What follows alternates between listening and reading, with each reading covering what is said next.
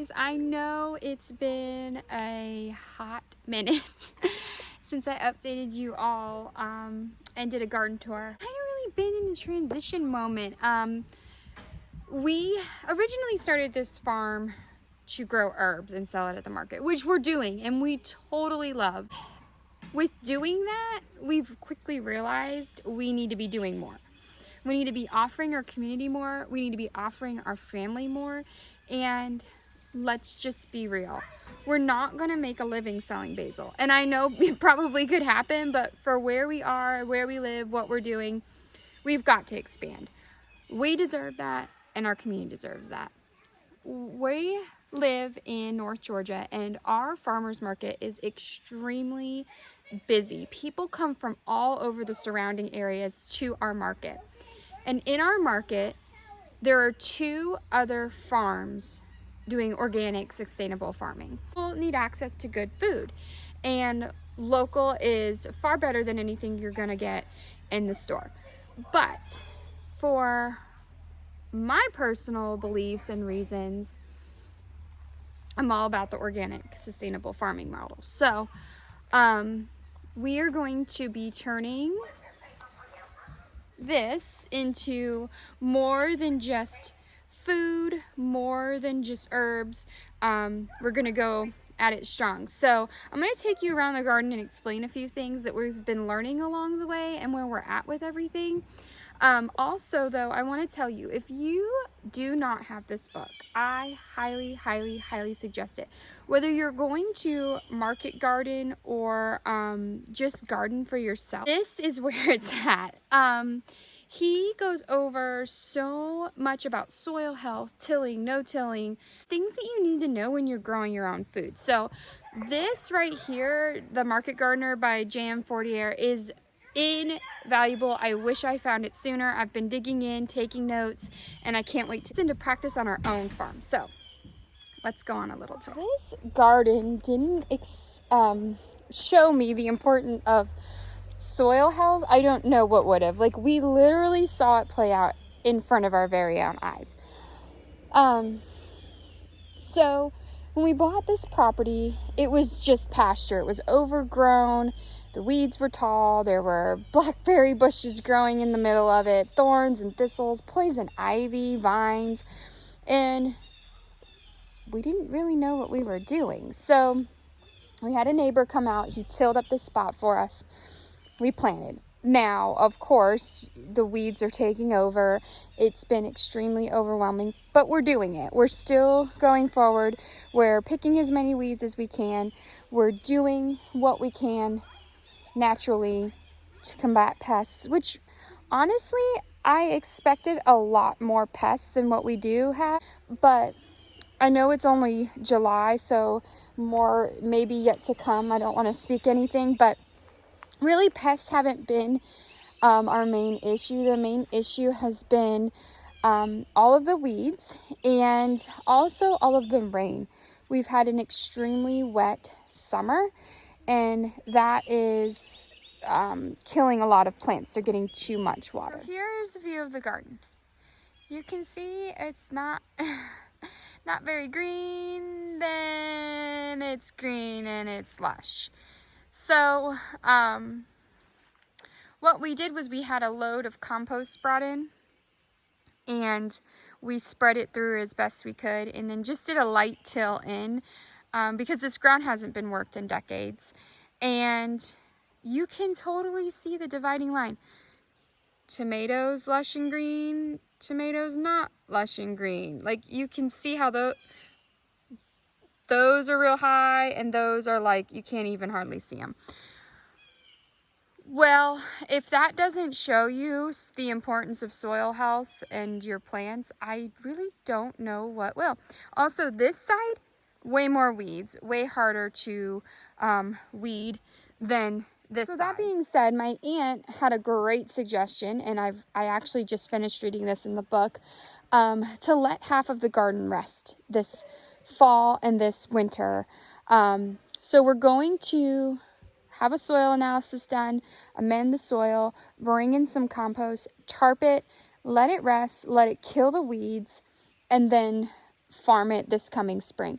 The other half, I'm going to still amend the soil, but I'm going to do it row by row. And we're going to bring in some more compost and get a fall winter garden going. What are we going to grow? Everything and anything I can think of. Just kidding. That's kind of been the case with it right now. Obviously, we're still going to go with the herbs. Herbs, not a lot of people focus on that, and we want that to be our niche. People really want dill, they still want basil, they really want cilantro is a big seller. I'm still going to grow thyme, sage, oregano, parsley, all of those things, but that's kind of an extra thing people come for. They're coming because they want tomatoes, they want green beans, they want their greens, they want all of those things, and herbs are just kind of a extra thing they get. Or they're pickling this season, they've got cucumbers coming out of the garden, or they're buying cucumbers and they want dill to go in their pickles, or they want cilantro to go on their tacos and their salsa. It's more of a specific thing that they're looking for. So hopefully with all of the expansion that we're doing and the herbs we're going to continue to sell, we can be pretty successful at this. So I'll give you a little tour as to what's going on. Some things have kind of been put on hold as far as succession goes. Like I said, within the next day or two, we're going to have the compost brought in. So we're really going to tighten up our rows. We're going to let the end of the garden do its thing and produce what it can. And then we're going to get that soil prepared and brought in to really farm it next season. Okay, so garden tour wouldn't be complete without showing you all this. So this was our float bed of lettuce we tried growing on our pond, and as you can see, we were not successful. The lettuce was looking good, just wasn't really growing, and we actually need to pull this and just put it on the back burner for now. But what we've figured out is we need more fish. There's not enough nutrition for the plants staying in the pond.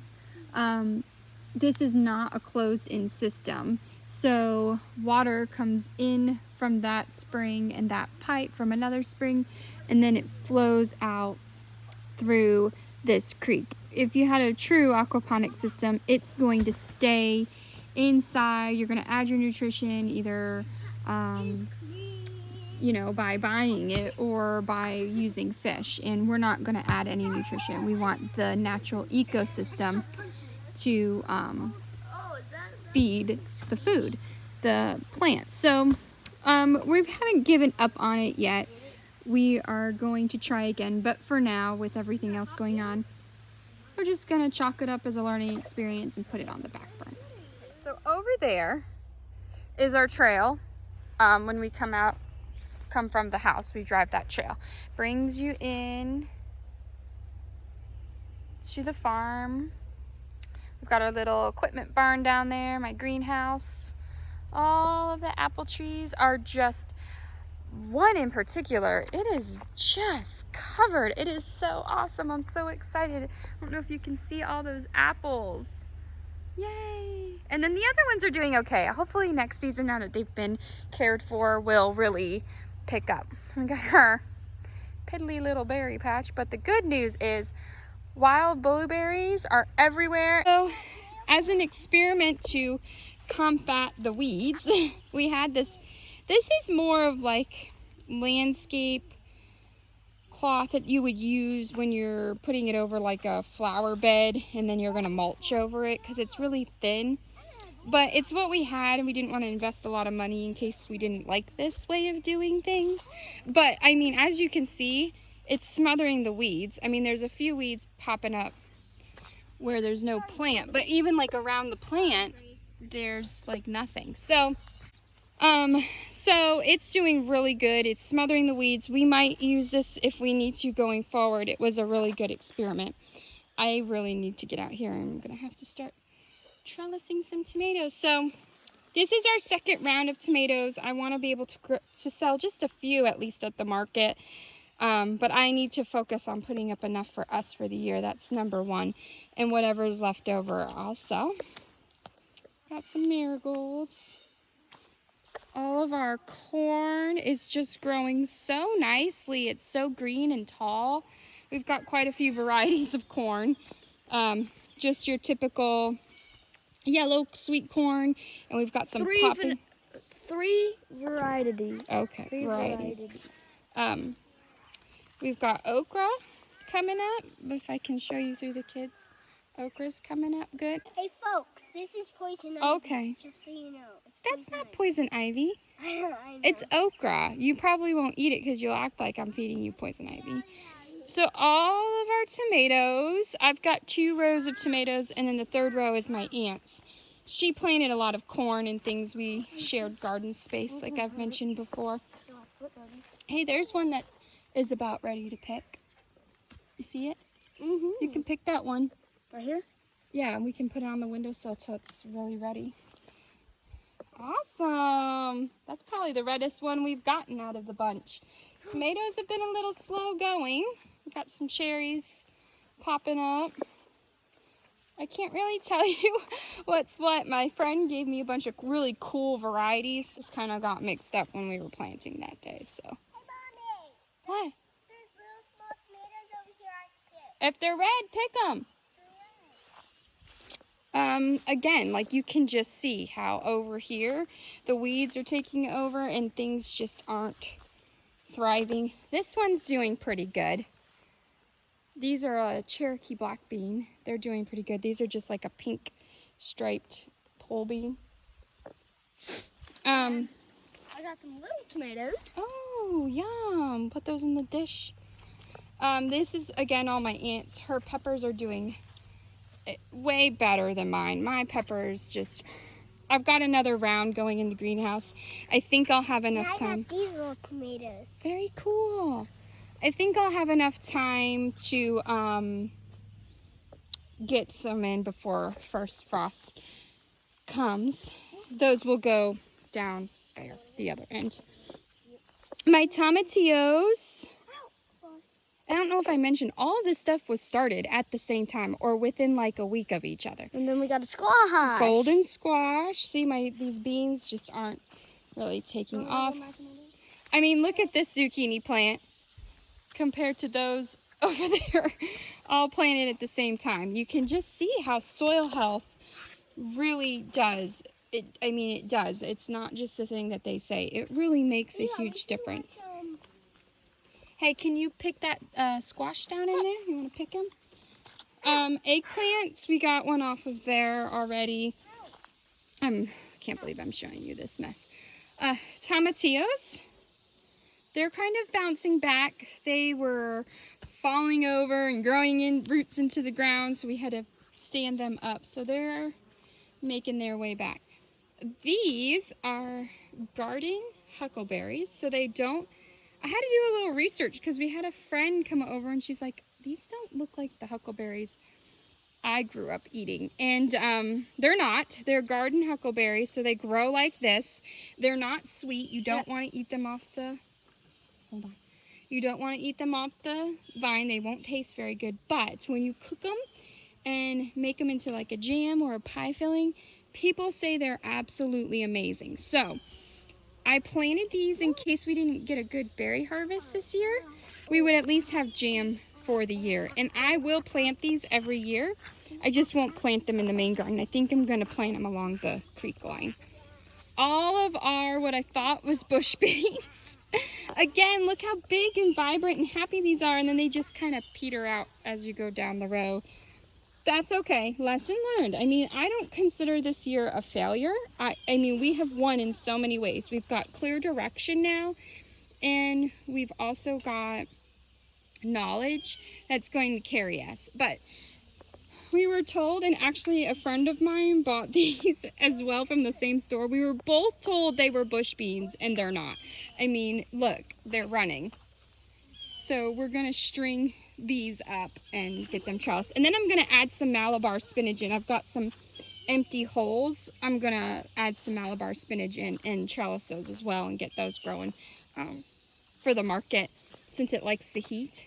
But you can see, look, this is a bush bee. absolutely no runners. And I like bush beans. I think I will grow those from now on. If the less I have to trellis and have my husband deal with, the better. But our scallions are going good. I've been bit by bit picking those out and preserving them. This isn't really anything. I got some chives coming up here. Hopefully we'll be able to harvest those. They've been a little slow going. I planted some lettuce and some, I love this red mustard. Man, is that good. It's got like a spicy kick to it. This was like my little permaculture spot where I'd planted everything real close together, and I think it did pretty good.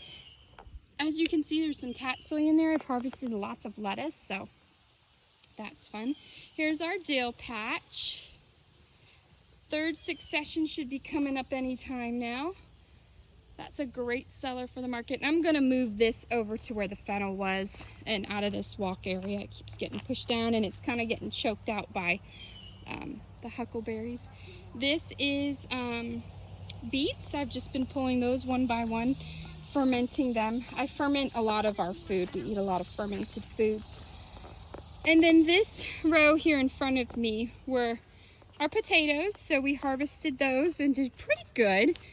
And then we've got in front of the huckleberries and the peppers, we've got another row of potatoes. I think we're gonna pull those either today or tomorrow. So I've got some more squash there in the middle that successioned for market. They're just a crooked neck yellow squash. And then over here, I don't know if I've got anything sprouted up yet.